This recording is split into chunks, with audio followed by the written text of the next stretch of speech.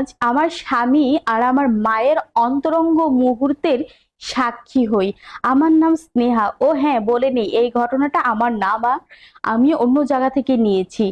আমার যে ঘটনাটা যার সাথে হয় সেটা হচ্ছে আমারই নিজের গর্ভধারিণী মা।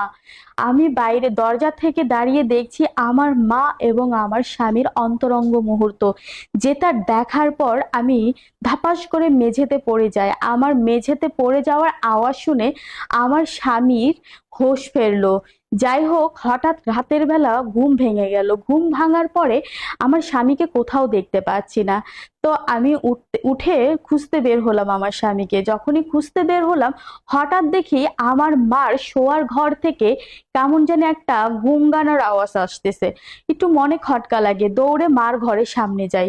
মার ঘরের সামনে গিয়ে দরজাটার কাছে দাঁড়িয়ে যা দেখতে পেলাম, আমার মা এবং আমার স্বামীর অন্তরঙ্গ মুহূর্ত, যেটা দেখে আমি মনে হয় আকাশ থেকে পড়লাম।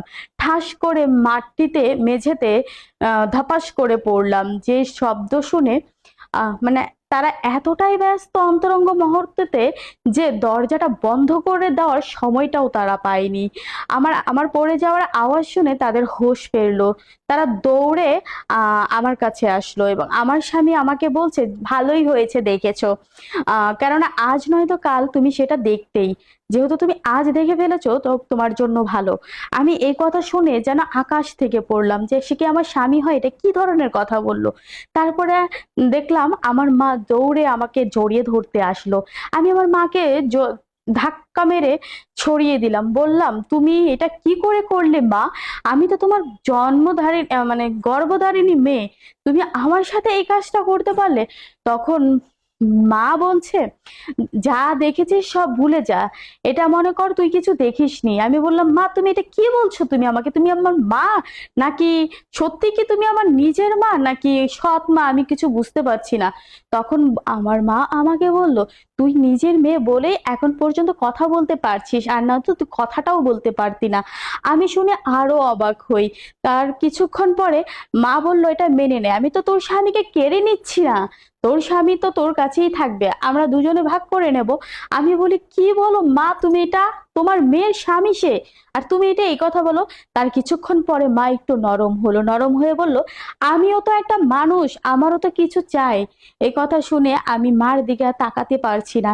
তখন আমি বললাম যে আমি কালই সেটা মেম্বারের কাছে যাব, আহ, তোমার নামে বিচার দিতে। তার কিছুক্ষণ পরে আমার স্বামী উঠে বলল, সালেহা তুমি এইটা মেনটেন করো, আমি এই মেম্বার টেম্বারের ঝামেলা পোহাতে পারবো না।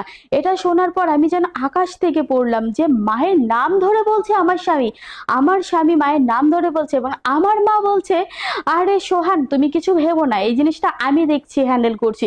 এটা বলে মা আমার চুলের মুঠো ধরে টানতে টানতে হেঁচড়ে হেঁচড়ে অন্য রুমে নিয়ে গেল। এটা হচ্ছে প্রথম পার্ট। দ্বিতীয় পার্ট শুনতে হলে কমেন্টে জানাবেন।